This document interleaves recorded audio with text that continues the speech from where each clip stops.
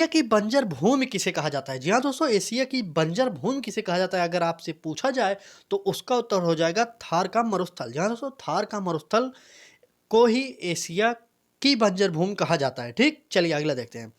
Important है आपके लिए, हम बार बार बता रहे हैं, इंपॉर्टेंट क्लास लेकर आए हैं। ठीक है, चलिए। विश्व व्यापार संगठन की स्थापना कब की गई थी? तो 1995 में की गई। 1995 ईस्वी में की गई थी विश्व व्यापार संगठन, जिसे WTO भी कहा जाता है, वर्ल्ड ट्रेड ऑर्गेनाइजेशन इसका फुल फॉर्म होता है, आप जानते रहिए। ठीक है, जिसका मुख्यालय कहाँ पर है देख लीजिए, उसका मुख्यालय है जिनेवा में। ठीक है, अगला नेक्स्ट क्वेश्चन देखते हैं। भारत का एकमात्र राज्य जिसमें लिंगानुपात 1000 से अधिक है तो केरल है। हमारे भारत में सबसे अधिक साक्षरता दर कहीं पाई जाती है तो वहाँ केरल में पाई जाती है। ठीक है, आप जानते रहिए, इंपॉर्टेंट है यह वीडियो आपके लिए, आपके दोस्तों के लिए यह इंपॉर्टेंट है। अगर आप इस वीडियो तक पहुँचे हैं तो इसका मतलब आप अपनी लाइफ में कुछ करना चाह रहे हैं, तो आप वीडियो को शेयर जरूर करिए। और अच्छा लग रहा है वीडियो तो चैनल को सब्सक्राइब करके बेल आइकन को ऑन कर लीजिए। रेगुलर एक नए वीडियो के साथ हम आपके लिए कुछ नया करने की कोशिश कर रहे हैं। ठीक है, तो चलिए अगला क्वेश्चन देखते हैं। क्या है हमारा? राजा टोडरमल। राजा टोडरमल किसके सलाहकार थे? जी हाँ दोस्तों, राजा टोडरमल किसका सलाहकार था? तो अकबर के समय में यह सलाहकार था। आपके लिए यह भी इंपॉर्टेंट हो गया। अगला क्वेश्चन चलते हैं, देखते हैं क्या है। शेयर करते रहिए वीडियो को, कम समय में हम आपको 30 क्वेश्चन करा देंगे। करीब 15 मिनट में हम 30 क्वेश्चन आपको कराने वाले हैं। तो चलिए आप देखते रहिए और वीडियो का आनंद लेते रहिए। ठीक है, ऑर्निथोलॉजी में किसका अध्ययन किया जाता है? आपसे पूछा जाए तो पक्षियों का अध्ययन ऑर्निथोलॉजी में किया जाता है। ठीक है, आपके लिए यह इंपॉर्टेंट है। आपसे पूछ सकता है कि पक्षियों का अध्ययन किस में किया जाता है, विज्ञान की किस शाखा में किया जाता है? तो ऑर्निथोलॉजी में किया जाता है। आपके लिए यह भी इंपॉर्टेंट है। चलिए अगला देखते हैं क्वेश्चन, नेक्स्ट क्वेश्चन देखते हैं। चलिए नेक्स्ट, किसके शासन काल में मुगल चित्रकला की शान सबसे अधिक थी? जी हाँ दोस्तों, जहांगीर के समय सबसे अधिक मुगल चित्रकला की शान थी। ठीक है, आपके लिए यह भी इंपॉर्टेंट है। आपके लिए इंपॉर्टेंट सभी क्वेश्चन लाए हैं आपके लिए। ठीक है, चलिए नेक्स्ट क्वेश्चन देख लीजिए। नेक्स्ट क्वेश्चन है, मृच्छकटिकम के रचनाकार कौन है? तो मृच्छकटिकम के रचनाकार हैं, आप देख रहे होंगे कि शूद्रक हैं। कौन है आप बताइए, शूद्रक हैं कि नहीं है? शूद्रक, जी हाँ दोस्तों सही है, शूद्रक मृच्छकटिकम के लेखक हैं शूद्रक। बाणभट्ट के द्वारा कौन सी रचना की गई? तो कादंबरी रचना की गई थी।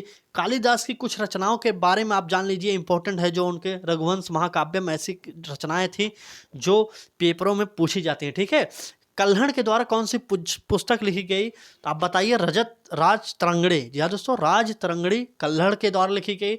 और वह एक ऐसी पुस्तक का नाम बताइए जिसमें जम्मू कश्मीर का इतिहास है।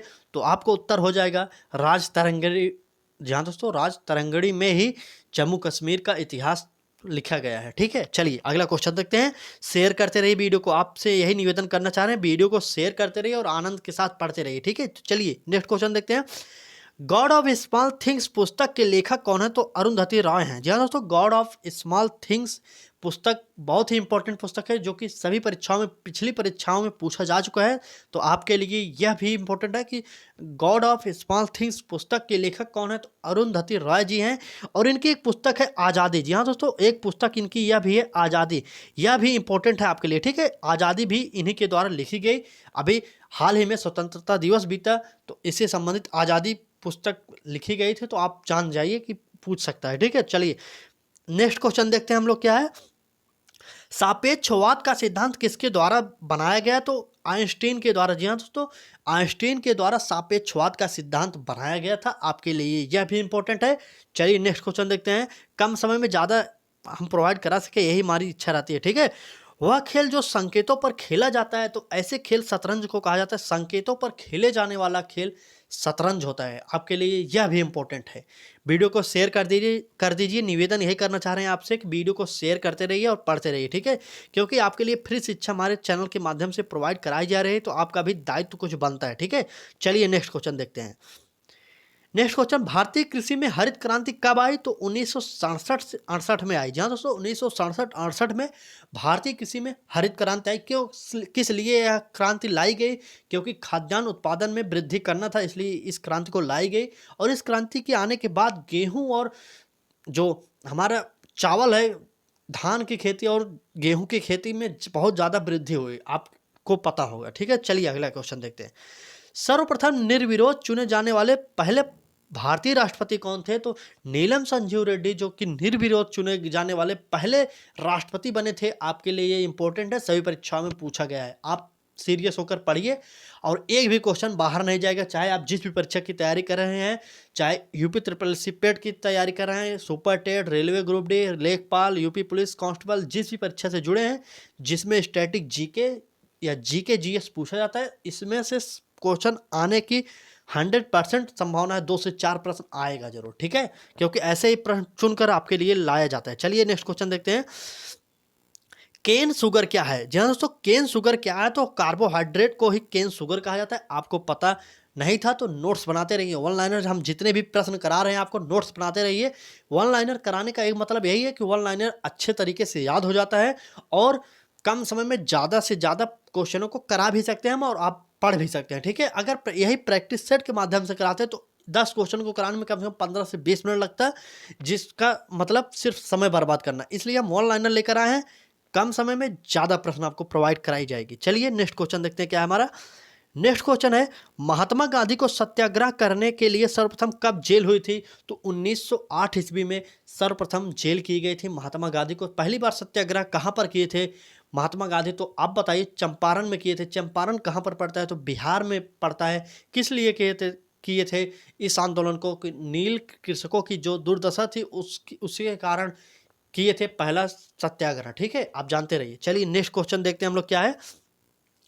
पीलीभीत जिला किस राज्य में स्थित है? जी हाँ दोस्तों, पीलीभीत जिला किस राज्य में स्थित है? पीलीभीत आप जानते होंगे कि गोमती वहां से निकलती है, नदी गोमती पीलीभीत से निकलती है, तो आप जानते रहिए गोमती नदी पीलीभीत से निकलती है। उत्तर प्रदेश राज्य में है पीलीभीत जिला, ठीक। चलिए नेक्स्ट क्वेश्चन देखते हैं।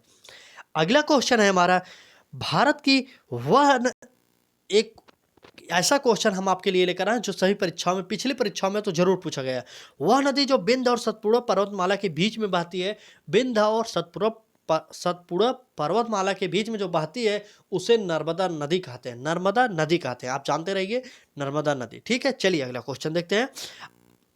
इससे पहले आपने हमारी पिछली वीडियो को नहीं देखा तो आज एक बार जरूर देखिए, क्योंकि सही इंपॉर्टेंट टॉपिक हम आपको कराएं, चाहे वो कॉमनवेल्थ गेम्स हो, चाहे 15 अगस्त से संबंधित कुछ इंपॉर्टेंट जीके हो, चाहे ऑस्कर अवार्ड हो, चाहे ओलंपिक का हो, कोई भी टॉपिक हो हम आपके लिए लेकर आए थे और कराए भी हैं, आप जानते होंगे।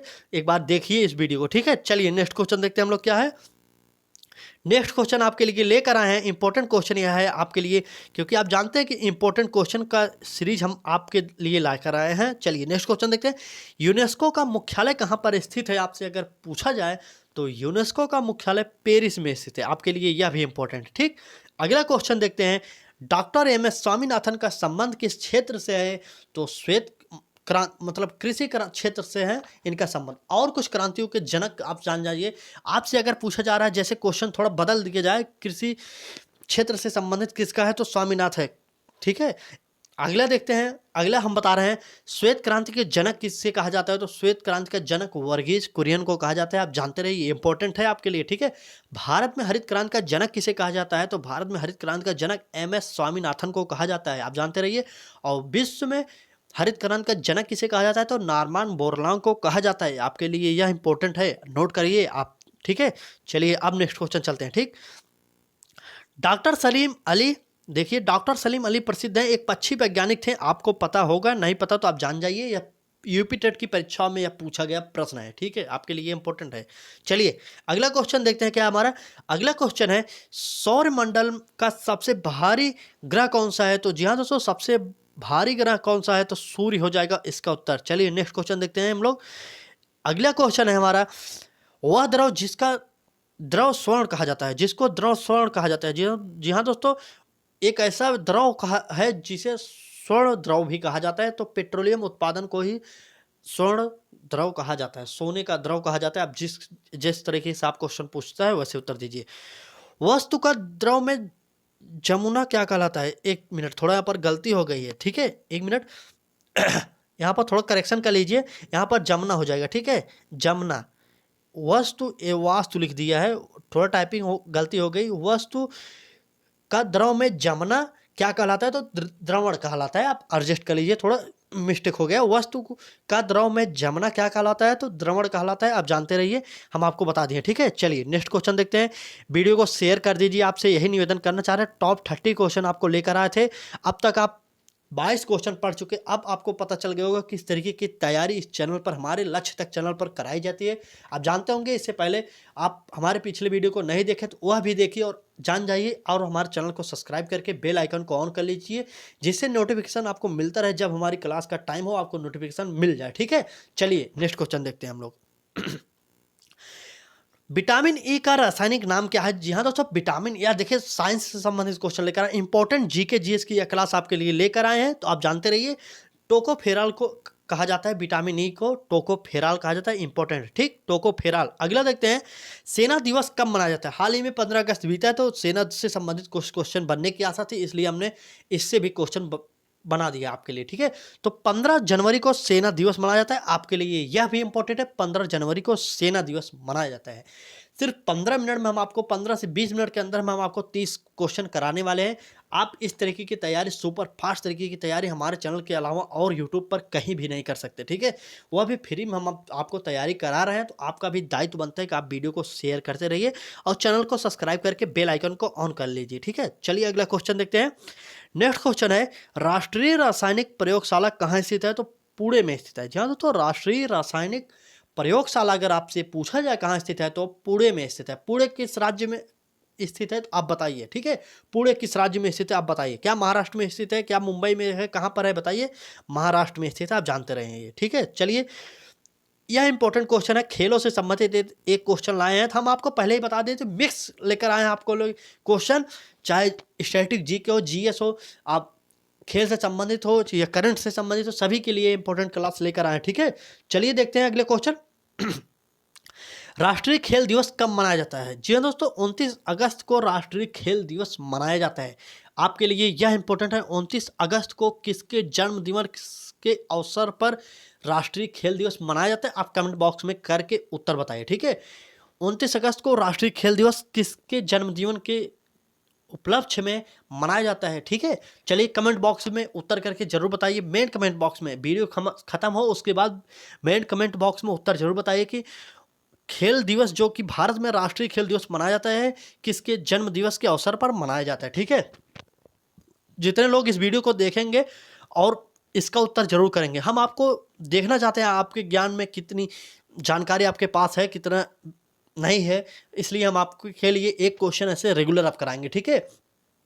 जैसे हमने राष्ट्रीय खेल दिवस बता दिया 29 अगस्त को मनाया जाता है, तो अब हम आपसे आज का क्वेश्चन पूछ रहे हैं कि राष्ट्रीय खेल दिवस जो भारत में मनाया जाता है, किसके जन्म दिवस के उपलक्ष्य में मनाया जाता है? वीडियो के मेन कमेंट बॉक्स में कमेंट करके उत्तर जरूर बताइए, ठीक है। और वीडियो अच्छी लगी तो चैनल को सब्सक्राइब करिए। चलिए नेक्स्ट क्वेश्चन, पहली बार राष्ट्रीय गान कब गाया गया? जी हाँ दोस्तों, पहली बार राष्ट्रीय गान कब गाया गया अगर आपसे पूछा जाए तो 27 दिसंबर 1911 में राष्ट्रीय गान पहली बार गाया गया था। आपके लिए यह भी इंपॉर्टेंट क्वेश्चन है, ठीक है। चलिए, जो हमने उत्तर प्रश्न पूछा है आपसे, राष्ट्रीय खेल दिवस किसके जन्म दिवस के अवसर पर बताया गया, वह जरूर बताइएगा आप लोग उत्तर, ठीक है। चलिए नेक्स्ट क्वेश्चन देखते हैं। अगला क्वेश्चन है, इंपॉर्टेंट क्वेश्चन आपके लिए लेकर आए हैं, आप जानते हैं, बार बार बताने की जरूरत नहीं है। चलिए नेक्स्ट क्वेश्चन 28 नंबर का, मानव शरीर में प्रचुर मात्रा में कौन सा तत्व पाया जाता है? तो प्रचुर मात्रा में ऑक्सीजन पाया जाता है, ठीक है। आपके लिए ये इंपॉर्टेंट है। अगला क्वेश्चन, मृत्यु दंड को समाप्त करने वाला प्रथम देश कौन सा था? तो मृत्यु दंड को समाप्त करने वाला प्रथम देश पूछा जाए तो उत्तर हो जाएगा वेनेजुएला। जी हाँ दोस्तों, वेनेजुएला जो एक देश था, वह सबसे पहले मृत्यु दंड को समाप्त किया था, ठीक है। अगला क्वेश्चन देखते हैं। अभी यह क्वेश्चन इंपॉर्टेंट है, ठीक है। महिलाओं को मताधिकार, मतलब वोट देने का अधिकार महिलाओं को सबसे पहले किस देश ने दिया था? तो उत्तर हो जाएगा न्यूजीलैंड ने। जी हाँ दोस्तों, न्यूजीलैंड ने अपने यहाँ के महिलाओं को सबसे पहले, पूरी दुनिया में सबसे पहले वोट देने का अधिकार महिलाओं को प्रदान किया था। उसके बाद धीरे धीरे अन्य देशों में यह प्रथा प्रचलित हो गई। अगला क्वेश्चन देखते हैं। अगला क्वेश्चन इंपॉर्टेंट, सूचना का अधिकार लागू करने वाला प्रथम देश कौन सा था? तो वह हो जाएगा स्वीडन। स्वीडन के द्वारा सूचना का अधिकार देने के लिए नियम लागू किया गया था। यह इंपॉर्टेंट है क्योंकि हर व्यक्ति को हर चीज़ से संबंधित सोचना चाहिए और सरकार का दायित्व बनता है या कंपनी का वह दायित्व बनता है कि अगर वह आपका प्रोडक्ट कोई खरीद रहा है, उसके मन में कोई शंका है तो आप उसका समाधान भी करेंगे। यह अधिकार सबसे पहले स्वीडन में दिया गया था, आप जान लीजिए, ठीक है। नोट्स जरूर बनाइएगा, हम आपसे हर वीडियो में यही कहते हैं कि नोट्स जरूर बनाइए एक बार, और परीक्षा से पहले एक बार रिविजन करके जरूर जाइएगा, ठीक है। चलिए अगला क्वेश्चन, कार्बन टैक्स लगाने वाला प्रथम देश कौन सा था? तो प्रथम देश न्यूजीलैंड था जो कार्बन टैक्स लगाया था। जैसे कि गाड़ियों के द्वारा जो हमारे पुरानी गाड़ियां हैं उनके द्वारा जो धुआं निकलता है, इन सभी का टैक्स लगाया गया था सबसे पहले, तो न्यूजीलैंड में लगाया गया था। आपके लिए यही इंपॉर्टेंट हो जाएगा, ठीक है। चलिए अगला क्वेश्चन देखते हैं, परिवार नियोजन लागू करने वाला प्रथम देश कौन सा है? तो वह हो जाएगा भारत। भारत के द्वारा परिवार नियोजन के नीति अपनाई गई क्योंकि यहाँ पर संख्या बहुत ही तीव्र गति से बढ़ रही है, ठीक है। जनसंख्या विस्फोट यहाँ पर हुआ है, आप जानते होंगे, इसलिए परिवार नियोजन की बात यहाँ पर की गई है। चलिए अगला क्वेश्चन देखते हैं।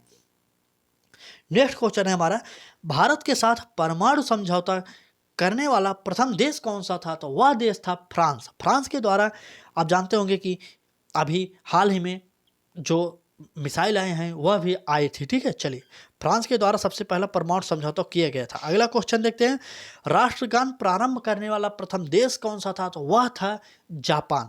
जापान के द्वारा पहली बार राष्ट्रगान गाया गया था। अगर भारत के संबंध में पूछा जाए तो राष्ट्रगान को भारत के संविधान के द्वारा कब अपनाया गया था? तो 24 जनवरी 1950 को राष्ट्रगान को अपना लिया गया था, ठीक है। राष्ट्रीय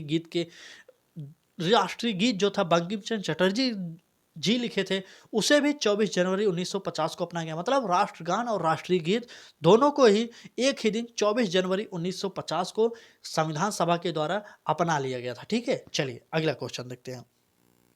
चलिए इंपॉर्टेंट क्वेश्चन है, वीडियो को एक बार शेयर करिए तब आप पढ़िएगा, ठीक है। चलिए अगला क्वेश्चन देखते हैं, संविधान निर्माण करने वाला प्रथम देश कौन सा है? तो वह हो जाएगा अमेरिका, ठीक है। यह इंपॉर्टेंट क्वेश्चन है, संविधान निर्माण करने वाला प्रथम देश पूछा जाए तो अमेरिका हो जाएगा। सबसे छोटा संविधान इसी का कहा जाता है, ठीक है। सबसे छोटा संविधान पूछा जाए तो इसी का कहा जाता है। अमेरिका का सबसे छोटा संविधान है लिखित संविधान, ठीक। चलिए क्योंकि ये लोग बराबर अपने आप संविधान को अपडेट करते रहते हैं, इसलिए सबसे छोटा संविधान है, ठीक है। चलिए अगला क्वेश्चन देखते हैं, प्लास्टिक मुद्रा जारी करने वाला प्रथम देश कौन सा है? तो वह है ऑस्ट्रेलिया। ऑस्ट्रेलिया के द्वारा सबसे पहली बार प्लास्टिक मुद्रा जारी की गई, मतलब प्लास्टिक का रुपया पैसा जो डॉलर वहां पर चलता है वह ही जारी किया गया था, ठीक। चलिए अगला क्वेश्चन देखते हैं, कागज का आविष्कार करने वाला प्रथम देश पूछा जाए तो उत्तर हो जाएगा चाइना। एशिया में सबसे ज्यादा जनसंख्या वाला देश पूछा जाए तो वह है चाइना। चलिए अगला देश चीन है कागज का आविष्कार करने वाला। अगला क्वेश्चन देखिए, रेशम का उत्पादन करने वाला प्रथम देश कौन सा है? वह हो जाएगा चीन। चीन के द्वारा रेशम का सबसे अधिक उत्पादन किया जाता है पूरे दुनिया में, ठीक है। चलिए नेक्स्ट क्वेश्चन देखते हैं।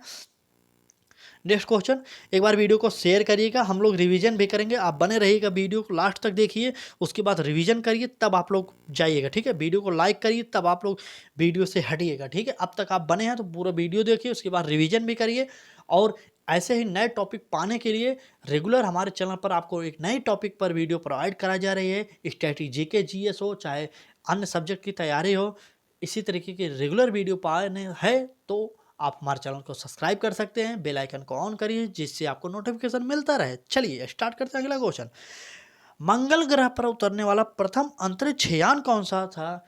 तो वह हो जाएगा वाइकिंग। वाइकिंग वह यान था जो मंगल ग्रह के कक्ष पर सबसे पहली बार उतरा था, आप जानते रहेंगे, ठीक है। चलिए एशियाई खेलों का प्रथम आयोजन कहाँ पर किया गया? तो यह हो जाएगा नई दिल्ली में। एशिया का जो खेल होता है वही आयोजन किया गया है जिसे एशियाई खेल कहा जाता है, ठीक है, नई दिल्ली में। चलिए अगला क्वेश्चन देखते हैं, आधुनिक ओलंपिक खेलों का आयोजन करने वाला प्रथम देश कौन सा? इस समय जो ओलंपिक होता है यह सबसे पहले कहाँ पर हुआ था? ठीक है, तो वह हो जाएगा यूनान में। यूनान में आधुनिक ओलंपिक खेलों का आयोजन सबसे पहले किया गया था। चलिए अगला क्वेश्चन देखते हैं, चंद्रमा पर मानव को पहुंचाने वाला प्रथम अंतरिक्ष यान कौन सा था? तो वह हो जाएगा अपोलो 11। जी हाँ दोस्तों, अपोलो 11 के द्वारा सबसे पहली बार चंद्रमा पर मानव को भेजा गया था। आप किस तरीके की तैयारी कराई जाएगी, ठीक है। चलिए, भारत के प्रथम राष्ट्रपति कौन थे? तो उत्तर हो जाएगा डॉक्टर राजेंद्र प्रसाद प्रथम राष्ट्रपति थे, ठीक है। चलिए अगला क्वेश्चन देखते हैं। भारत के प्रथम उपराष्ट्रपति कौन थे? तो डॉक्टर सर्वपल्ली राधाकृष्णन जी प्रथम उपराष्ट्रपति थे। हमने आपसे पहले ही कहा जितने भी इंपॉर्टेंट होंगे प्रथम पुरुष कहे जाते हैं हमारे भारत में, जैसे वित्त मंत्री, रक्षा मंत्री, इन सभी को हम आपको इस वीडियो में बताने वाले हैं। तो आप वीडियो के लास्ट तक बने रहिएगा और शेयर करिए एक बार वीडियो को ज़्यादा से ज़्यादा, ठीक है। तो चलिए सिर्फ हम कोशिश करेंगे जल्द से जल्द आपकी वीडियो समाप्त कर दी जाए और पूरा नॉलेज आपके पास पहुंचा दी जाए, ठीक है। चलिए अगला क्वेश्चन देखते हैं। भारत के प्रथम लोकसभा अध्यक्ष कौन थे? जीवी मावलंकर। यूट्यूब के इतिहास में ऐसी वीडियो आपको नहीं मिली होगी, ठीक है। आप कमेंट मत करिए, सभी परीक्षाओं के लिए यह इंपॉर्टेंट है, ठीक है। चलिए प्रथम लोकसभा अध्यक्ष पूछा गया था तो जीवी मावलंकर से, यह परीक्षा में पूछा गया बार बार प्रश्न है, ठीक है। चलिए अगला क्वेश्चन। भारत के प्रथम शिक्षा मंत्री कौन थे? अगर यह क्वेश्चन आपसे पूछा जाए तो अबुल कलाम आजाद जी प्रथम शिक्षा मंत्री भी थे, ठीक। चलिए नेक्स्ट क्वेश्चन देख लेते हैं। इंपॉर्टेंट है यह सीरीज आपके लिए जो करा रहे हैं static GK GS special class लेकर आते हैं रेगुलर। हम 1000 वीडियो आपको प्रोवाइड कराएंगे, जिस 1000 एपिसोड करने वाले हैं इस तरीके की वीडियो को वन लाइनर में। तो बने रहिएगा, पूरा वीडियो देखिए, उसके बाद आप खुद जान जाएंगे तैयारी किस तरीके की होती है, ठीक है। भारत के प्रथम मुख्य चुनाव आयुक्त कौन थे? तो सुकुमार सेन जी प्रथम मुख्य चुनाव आयुक्त थे उस समय, ठीक है। चलिए अगला क्वेश्चन। भारत के पहले आईएएस बनने वाले कौन थे? तो सत्येंद्र नाथ टैगोर भारत के प्रथम आईएएस ऑफिसर बने थे, ठीक। चलिए अगला क्वेश्चन देखते हैं। यह भी इंपॉर्टेंट है, सभी परीक्षाओं में पूछा गया क्वेश्चन है। जिस पर वैसे इंपॉर्टेंट सभी हैं, लेकिन हम आपको इंपॉर्टेंट बहुत जो परीक्षाओं में पूछे गए वही इंपॉर्टेंट लिख रहे हैं, ठीक है। चलिए अगला क्वेश्चन देखते हैं। भारत का प्रथम ब्रिटिश गवर्नर जनरल कौन था? तो विलियम बेंटिंक जो था भारत का प्रथम ब्रिटिश गवर्नर जनरल था। आपके लिए यह भी इंपॉर्टेंट है। चलिए अगला क्वेश्चन देखते हैं। यह देखिए, भारत के प्रथम राष्ट्रीय कांग्रेस के अध्यक्ष कौन थे? तो बेमेश चंद्र बनर्जी हो गए, ठीक है। भारतीय राष्ट्रीय कांग्रेस के प्रथम अध्यक्ष पूछा जाए आपसे तो बेमेश चंद्र बनर्जी थे। आपको पता होगा कि कांग्रेस की स्थापना कब हुई? 1985 में हुई थी। प्रथम अध्यक्ष बेमेश चंद्र बनर्जी ही थे, ठीक। चलिए अगला क्वेश्चन देखते हैं। अर्थशास्त्र में नोबेल पुरस्कार पाने वाले प्रथम भारतीय कौन थे? तो अमर्त्य सेन जी थे। आपको पता होगा कि कल्याणकारी अर्थशास्त्र के लिए इन्हें नोबेल पुरस्कार मिला था। आपके लिए यह इंपॉर्टेंट हो गया। प्रथम अर्थशास्त्री जो नोबेल पुरस्कार जीते थे तो वह हो गए अमर्त्य सेन। चलिए अगला क्वेश्चन देखते हैं। वीडियो के लास्ट तक बने रहिएगा, आपको इस तरीके की वीडियो यूट्यूब पर कहीं नहीं मिलेगी, ठीक है। वन लाइनर में चिकित्सा शास्त्र में नोबेल पुरस्कार पाने वाले प्रथम भारतीय कौन थे? तो डॉक्टर हरगोविंद खुराना। जी हाँ दोस्तों, डॉक्टर हरगोविंद खुराना जी थे जो चिकित्सा के क्षेत्र में नोबेल पुरस्कार पाए थे, भारत में प्रथम व्यक्ति थे, ठीक। चलिए अगला क्वेश्चन देखते हैं। भारत में जो थे ऐसे वैज्ञानिक जो नोबेल पुरस्कार पहली बार पाए थे, आपके लिए इनका क्वेश्चन जानना बहुत ही जरूरी है, ठीक है। चलिए जान लीजिए, ठीक है। स्टार्ट करते हैं। नोबेल पुरस्कार से सम्मानित प्रथम भारतीय वैज्ञानिक कौन थे? तो चंद्रशेखर वेंकट रमन जी थे जो नोबेल पुरस्कार पाने वाले प्रथम चिकित्सा शास्त्री थे, आपके लिए वैज्ञानिक थे। अगले क्वेश्चन देखते हैं। चलिए, भारत रत्न पाने वाले प्रथम विदेशी कौन थे? तो खान अब्दुल गफ्फार जी थे। आपको यह भी पता होगा, नोट करते रहिएगा, कम समय में ज़्यादा क्वेश्चन आपको प्रोवाइड कराने की कोशिश कर रहे हैं, ठीक है। चलिए, मरणोपरांत भारत रत्न पाने वाले प्रथम व्यक्ति तो लाल बहादुर शास्त्री जी हैं। इस समय मरणोपरांत भारत रत्न देने की जो व्यवस्था थी उसे बंद कर दिया गया। अब उन्हीं लोगों को भारत रत्न दिया जाएगा जो जीवित हैं, ठीक है। मरने के बाद उन्हें नहीं दिया जाएगा इस समय, क्योंकि सरकार के द्वारा इस पर रोक लगा दी गई है। जो मर गए हैं उनको अब भारत रत्न नहीं दिया जाएगा, ठीक है। हो सकता है आने वाले समय में कुछ समय बाद फिर से संशोधन किए जाए इस नियम में और फिर दिए जाने लगा, लेकिन इस समय नहीं दिए जा रहा है, ठीक है। आप जानते रहिएगा। चलिए अगला क्वेश्चन देखते हैं। इस तरीके की वीडियो रेगुलर आपको हमारे चैनल पर मिलती है, तो बने रहिए रेगुलर, ठीक है। रेमन मैग्सेसे अवार्ड पाने वाले प्रथम भारतीय कौन थे? तो विनोबा भावे जी प्रथम भारतीय थे। यह भी क्वेश्चन इंपॉर्टेंट है। हम टॉप 20 क्वेश्चन आपके लिए लेकर आए थे, आप जानते होंगे। भारत में परमवीर चक्र पाने वाले प्रथम भारतीय कौन थे? तो उत्तर हो जाएगा मेजर सोमनाथ शर्मा जी प्रथम भारतीय थे। आपके लिए यह भी इंपॉर्टेंट है। चलिए अगला क्वेश्चन देखते हैं। ज्ञानपीठ पुरस्कार पाने वाले प्रथम साहित्यकार कौन थे? तो सुमित्रा नंदन पंत जी प्रथम साहित्यकार थे? आपके लिए यह वेरी इंपॉर्टेंट है, जो सभी परीक्षाओं में पूछा जाता है। यह परीक्षा यूपी टेट की परीक्षा में भी यह क्वेश्चन आ चुका है। ठीक, सभा में कुल कितनी महिलाएं थी? तो उत्तर हो जाएगा 15 महिलाएं थी। जब हमारा भारतीय संविधान बना स्टार्टिंग में, तो कितनी महिलाएं थी उसमें? तो 15 महिलाएं थी। ठीक है, चलिए नेक्स्ट क्वेश्चन देखते हैं। भारतीय संविधान पूर्णतः कब लागू हुआ था? जी हाँ दोस्तों, भारतीय संविधान पूर्णतः कब लागू हुआ था? तो उसका उत्तर हो जाएगा 26 जनवरी 1950 को पूर्णतः लागू हो गया था। अंतिम बैठक कब हुई थी अगर आपसे पूछा जाए, तो 24 जनवरी 1950 को अंतिम बैठक हुई और 26 जनवरी को इसे लागू कर दिया गया। इसी में ही जो 24 जनवरी को बैठक हुई थी, इसी में ही अस्थायी राष्ट्रपति के तौर पर डॉक्टर राजेंद्र प्रसाद को चुना गया था। ठीक है, चलिए नेक्स्ट क्वेश्चन देखते हैं। प्रारूप समिति के अध्यक्ष कौन थे? उस समय जब संविधान बना था तो प्रारूप समिति के अध्यक्ष कौन थे? अगर आपसे ऐसा क्वेश्चन पूछा जाए तो उत्तर हो जाएगा डॉक्टर भीमराव अंबेडकर। डॉक्टर भीमराव अंबेडकर ने किस अनुच्छेद को संविधान की आत्मा कहा? आपसे यह भी क्वेश्चन पूछा जाता है कि डॉक्टर भीमराव अंबेडकर ने संविधान के किस अनुच्छेद को संविधान की आत्मा कहा है? तो अनुच्छेद 32 को संविधान का आत्मा कहा है डॉक्टर भीमराव अंबेडकर। आप नोट करते रहिए। ठीक है, तो चलिए अगला क्वेश्चन देखते हैं। शेयर कर दीजिए एक बार वीडियो को, हम चैनल पर नए हैं तो चैनल को सब्सक्राइब कर लीजिए। ठीक है, तो चलिए नेक्स्ट क्वेश्चन देखते हैं। अगला क्वेश्चन है हमारा, 9 दिसंबर 1946 को संविधान सभा की प्रथम बैठक में कौन अस्थायी अध्यक्ष चुने गए? कौन अस्थायी अध्यक्ष चुने गए थे आपसे पूछा जाए तो उत्तर हो जाएगा सच्चिदानंद सिन्हा जी थे। ठीक है, सच्चिदानंद सिन्हा जी अस्थायी अध्यक्ष चुने गए। अगला क्वेश्चन देख लीजिए यहीं पर, संविधान सभा में उद्देश्य प्रस्ताव कब प्रस्तुत किया गया? तो संविधान सभा में उद्देश्य प्रस्ताव 13 दिसंबर 1946 को प्रस्तुत किया गया था। आप सभी के लिए इंपॉर्टेंट है, हर परीक्षा में पूछा जाएगा, चाहे पेट हो, चाहे सुपर टेट हो, चाहे टेट हो। टेट की परीक्षा में भी संविधान से क्वेश्चन आते हैं। ठीक है, रीट हो, एमपी टेट हो, यूपी पुलिस हो, यूपीएसआई हो, सभी परीक्षाओं में पूछा जाएगा। रेलवे ग्रुप डी, एनटीपीसी सब में पूछा जाएगा। ठीक है, तो आप नोट कर लीजिए संविधान सभा में उद्देश्य प्रस्ताव कब प्रस्तुत किया गया था? तो उत्तर हो जाएगा उसका 13 दिसंबर 1946 को प्रस्तुत किया गया था। ठीक है, आप यहीं पर एक क्वेश्चन और नोट कर लीजिए। अस्थायी अध्यक्ष तो सच्चिदानंद सिन्हा थे, अस्थायी अध्यक्ष पूछा जाए तो राजेंद्र प्रसाद जी थे। ठीक है, जो 24 जनवरी 1950 को बैठक हुई थी उसमें इन्हें चुन लिया गया था। ठीक है, चलिए ठीक है, अगला क्वेश्चन देखते हैं।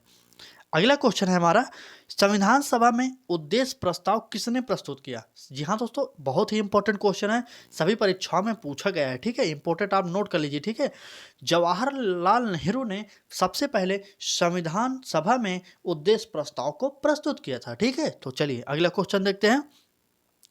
संविधान बनने में कितना समय लगा था? आपसे यह क्वेश्चन पूछा जाए, आप नहीं जानते तो जान जाइए। 2 वर्ष 11 माह 18 दिन में बनकर तैयार हुआ था। ठीक है, आप नोट कर लीजिए, यह क्वेश्चन आपके जानने योग्य है। ठीक, चलिए अगला क्वेश्चन देखते हैं। शेयर कर दीजिएगा वीडियो को, 10 मिनट में हम आपको पूरी वीडियो कवर कराने की कोशिश करेंगे, क्योंकि हमारे चैनल का लक्ष्य है कि आपको कम समय में ज़्यादा से ज़्यादा उपलब्ध करा दिया जाए मैटर। ठीक है, चलिए अगला क्वेश्चन देखते हैं। भारत के प्रथम शिक्षा मंत्री कौन थे? जी हाँ दोस्तों, भारत के प्रथम शिक्षा मंत्री कौन थे? तो उत्तर हो जाएगा अबुल कलाम आज़ाद। जी हाँ दोस्तों, अबुल कलाम आज़ाद शिक्षा मंत्री थे उस समय जब भारतीय संविधान हमारा बना था। चलिए अगला क्वेश्चन देखते हैं। वर्ष 1946 में जवाहरलाल नेहरू की अंतरिम सरकार में गृह मंत्री कौन थे? तो गृह मंत्री थे सरदार वल्लभ भाई पटेल। ठीक है, सरदार वल्लभ भाई पटेल गृह मंत्री थे। इन्हें सरदार की उपाधि कब दी गई थी? ठीक है, तो आपको ऐसा क्वेश्चन मिला होगा प्रीवियस ईयर पेपरों में कि सरदार की उपाधि इन्हें कौन दिया था और कब मिला था। ठीक है, तो बारदौली सत्याग्रह जो आंदोलन हुआ था उसके अंदर जो महिलाएं थी आंदोलन के अंदर, उन्हीं महिलाओं के द्वारा इन्हें सरदार की उपाधि दी गई थी। वैसे तो इनका नाम वल्लभ भाई पटेल था। ठीक है, लेकिन बारदौली सत्याग्रह आंदोलन के कारण जो उसमें महिलाएं हिस्सा ले रही थी, इन्हें सरदार की उपाधि दी थी। आप जानते रहिए। ठीक है, अगला क्वेश्चन, किसी भारतीय संविधान का निर्माता कहा जाता है? थोड़ा यहाँ पर संशोधित कर लीजिए, किसे? भारतीय संविधान का निर्माता किसे कहा जाता है? ठीक है, भारतीय संविधान का निर्माता अगर आपसे पूछा जाए तो उत्तर हो जाएगा डॉक्टर भीमराव अंबेडकर को। जी हाँ दोस्तों, डॉक्टर भीमराव अंबेडकर को संविधान सभा का जो संविधान निर्माता का जनक कहा जाता है। आप जानते होंगे, बहुत ही अहम योगदान था इनका संविधान निर्माण में। ठीक है, चलिए अगला क्वेश्चन देखते हैं। नागरिकता का उल्लेख संविधान के किस भाग में वर्णित है? तो भाग 2 में वर्णित है नागरिकता का उल्लेख। यह भी इंपॉर्टेंट क्वेश्चन है आप सभी के लिए। ठीक है, जिस भी परीक्षा से जुड़े हैं आप एक बार वीडियो को जरूर देखिएगा। ऐसी वीडियो आपको यूट्यूब पर कहीं नहीं मिलेगी। वन लाइनर के माध्यम से हम अभी तैयारी करा रहे हैं आपको, तो देखिए आप खुद सोचिए कि इस तरीके की तैयारी कहीं पर नहीं कराई जाएगी। ठीक है, जहां पर भी कराएंगे प्रैक्टिस सेट माध्यम से आपको कराएंगे। प्रैक्टिस सेट कराने का उनका एक लक्ष्य रहता है आपका समय ज़्यादा लिया जाए। ठीक है, बहुत लंबी वीडियो की 1 घंटे में कम से कम 30 क्वेश्चन आपको कराएंगे, लेकिन हमारे चैनल पर आपको 10 मिनट में कम से कम 20 से 25 क्वेश्चन करा दिया जाता है, वो भी डेली कराया जाता है। ठीक है, GK GS special class start है, आप देखिए और ज्वाइन करिए हमारे चैनल को, सब्सक्राइब कर लीजिए। ठीक है, चलिए जैसे ही आपकी पेपर नज़दीक आ जाएगी तो हम आपको मॉडल पेपर के जरिए तैयारी कराएंगे, तब तक आप वन लाइनर के माध्यम से तैयारी करिए। चलिए नेक्स्ट क्वेश्चन देखते हैं। वीडियो को शेयर कर दीजिएगा। एक बार निवेदन यही कर रहे हैं, सिर्फ आपको फ्री शिक्षा दिलाई जा रही है तो शेयर कर दीजिए। ठीक है, चलिए नेक्स्ट क्वेश्चन देखते हैं। ग्राम सभा की स्थापना का प्रावधान संविधान के किस अनुच्छेद में? आप जानते होंगे पंचायत की जो ग्राम सभा होती है उसका अनुच्छेद 40 से संबंध होता है, आपके लिए इंपॉर्टेंट है। आपके लिए एक क्वेश्चन और है, ग्राम पंचायत की जो स्थापना अनुच्छेद 40 के अंतर्गत हुई थी, पंचायती राज प्रणाली। ठीक है, पंचायती राज प्रणाली कहाँ से और कब शुरू की गई? जी हाँ दोस्तों, आपके लिए यह इंपॉर्टेंट हो जाएगा, कहाँ से और कब शुरू की गई थी। तो आप नोट कर लीजिए, 2 अक्टूबर 1959 ईस्वी में स्टार्ट की गई थी। कहाँ पर? राजस्थान राज्य में की गई थी। वहाँ पर एक नागौर जिला था, उसमें स्टार्ट की गई। राजस्थान के नागौर जिले में स्टार्ट की गई 2 अक्टूबर 1959 को। ठीक है, अब एक क्वेश्चन और बनता है, त्रिस्तरीय पंचायती राज व्यवस्था के जनक कौन कहे जाते हैं? ठीक है, किसके अनुसार आई थी यह?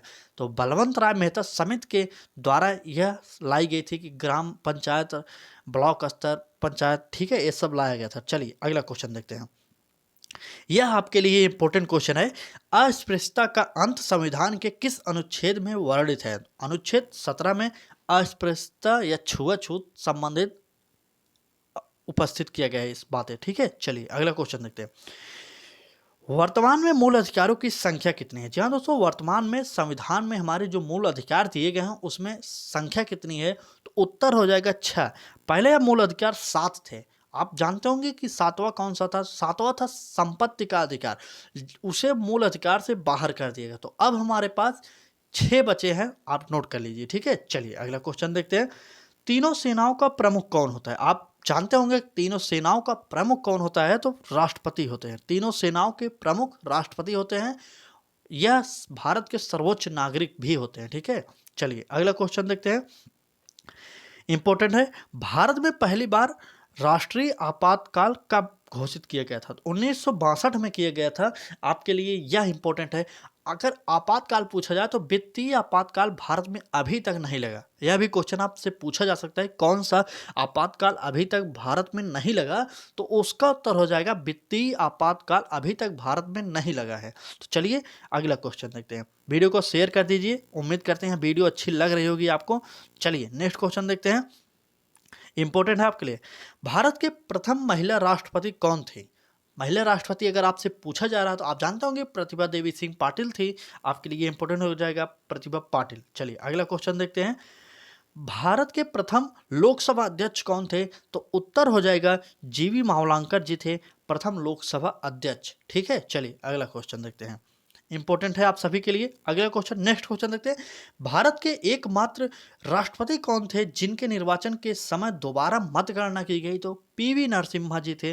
पीवी गिरी थे जिनके समय दोबारा मतगणना की गई। एक बार मतगणना में विवाद हो गया था जिसके कारण दोबारा मतगणना की गई, तब इनका विजयी घोषित किया गया था। ठीक है, चलिए अगला क्वेश्चन देखते हैं। सर्वोच्च न्यायालय की प्रथम महिला न्यायाधीश कौन थी? आपको पता होगा कि फातिमा बीवी सर्वोच्च न्यायालय की प्रथम महिला न्यायाधीश थी। चलिए नेक्स्ट क्वेश्चन देखते हैं। वीडियो क्वेश्चन है, अंतर्राष्ट्रीय चावल अनुसंधान कहाँ पर स्थित है? अंतर्राष्ट्रीय चावल अनुसंधान पूछा जाए तो फिलीपींस में है। ठीक है, बने रहिएगा, वीडियो लास्ट तक आनंद आएगा और अच्छे अच्छे क्वेश्चन आपके लिए लेकर आए हैं। बहुत मेहनत लगी इन क्वेश्चनों को इकट्ठा करने में, तो इसलिए हम आपसे निवेदन करेंगे कि लाइक करिए वीडियो को और चैनल को सब्सक्राइब करके बेल आइकन को ऑन कर लीजिएगा, ठीक है। अगर अंतर्राष्ट्रीय चावल अनुसंधान केंद्र की बात कर रहा है तो फिलीपींस हो जाएगा। अगर भारतीय चावल अनुसंधान केंद्र की बात की जाए तो कटक में पाया जाता है। कटक कहाँ पर है? तो उड़ीसा में पाया जाता है भारतीय चावल अनुसंधान केंद्र, उड़ीसा में पाया जाता है, ठीक है। चलिए अगला क्वेश्चन देखते हैं। इंपॉर्टेंट सीरीज लेकर आए हैं, ठीक है। चलिए, अभी हाल ही में जो यूक्रेन से भारतीयों को लाने के लिए लाया गया था, वह भी आप क्वेश्चन लेकर आए। यूक्रेन से भारतीयों को लाने के लिए कौन सा मिशन चलाया गया? भारत के द्वारा यूक्रेन से भारतीयों को लाने के लिए कौन सा मिशन चलाया गया, बताइए। तो ऑपरेशन गंगा चलाया गया, मिशन गंगा चलाया गया था, ठीक। और अफगानिस्तान से पूछा जाए लाने के लिए क्या चला गया था मिशन, तो देवी शक्ति चला गया था मिशन, यह भी जानते रहिए, ठीक है। चलिए अगला क्वेश्चन देखते हैं। ऐसे ऐसे क्वेश्चन लेकर आए कि आपको कहीं पर भी नहीं मिलेगा, ठीक है। चलिए, दुनिया की सबसे लंबी नदी कौन सी है? तो हमने आपको बताया दुनिया की सबसे लंबी नदी नील नदी है, ठीक है। नील नदी पर कौन सा बांध स्थित है? तो नील नदी पर आसवान बांध स्थित है, ठीक है। यह भी जानते रहे, नील नदी उत्तर हो गया, ठीक। चलिए अगला क्वेश्चन। यह क्वेश्चन देखिए, क्या यह क्वेश्चन तो शायद आप आज तक आपने यूट्यूब पर किसी भी यूट्यूबर के द्वारा यह क्वेश्चन नहीं पढ़ा होगा, ठीक है। हम आपको पढ़ाने वाले ऐसे ऐसे क्वेश्चन की झड़ी लगा देंगे, आप सिर्फ हमारे साथ जुड़िए तो एक बार। चलिए, मूली में तीखापन क्यों होता है? मूली में तीखापन किस कारण से होता है, ठीक है। तीखापन क्यों होता है, उत्तर बताइए।